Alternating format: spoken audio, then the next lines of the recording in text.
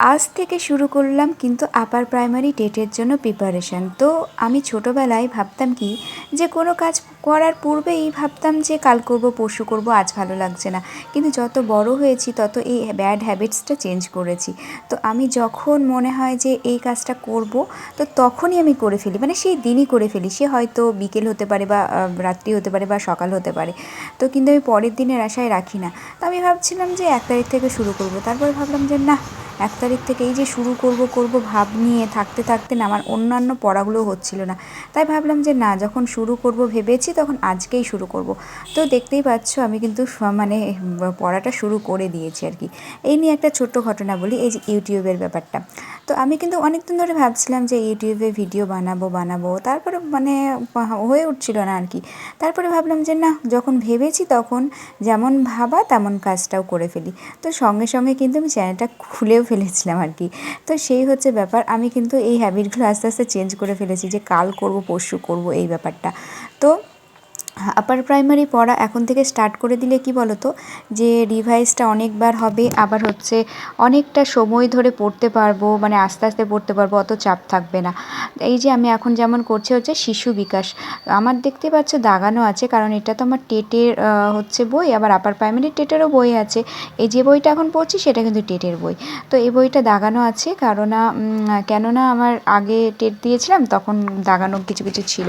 তো আমি আবার যখন পড়ছি, ব্যাপারটা কি বলো তো, রিভাইজ টাইপের হয়ে যাচ্ছে, মনে হচ্ছে যে এগুলো কি সহজ, আমি কেন পরীক্ষায় পারিনি তখন, এরকম একটা মনে হচ্ছিল। কারণ কি তখন পড়েইছিলাম, কিন্তু এখন যে পড়ছি আবার রিভাইজ করছি।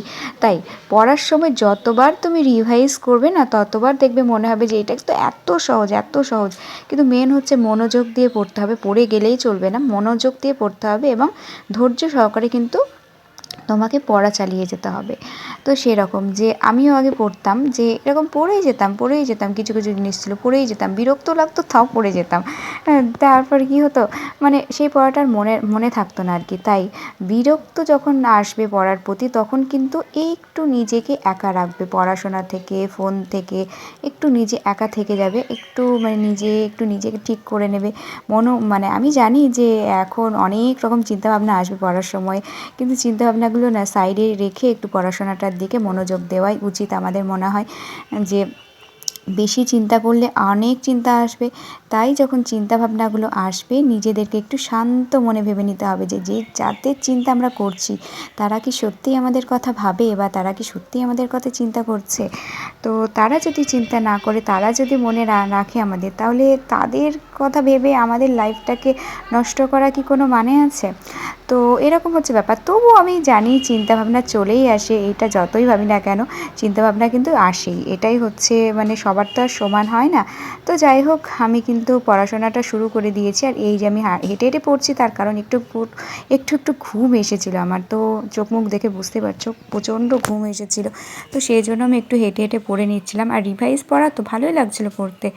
তো যাই হোক, আজকে হচ্ছে শিশু ও বিকাশ পড়ছিলাম। নেক্সট দিন তোমাদেরকে শিশু বিকাশ পড়ছিলাম, তো বৃদ্ধি বিকাশ সম্পর্কে তোমাদের সাথে আলোচনা করব। আর এখন যে 10টা 10 বেজে গেছে, উঠেও পড়েছি। আর এদিকে করেছিল গোকুল পিঠে, আজকেও হয়েছিল বিরিয়ানি আমাদের বাড়িতে। তো যাই হোক, খেয়ে দিয়ে ঘুমিয়ে পড়েছিলাম, আজকে পড়িনি। আজকেকার মতো ভিডিওটা এখানেই শেষ করলাম।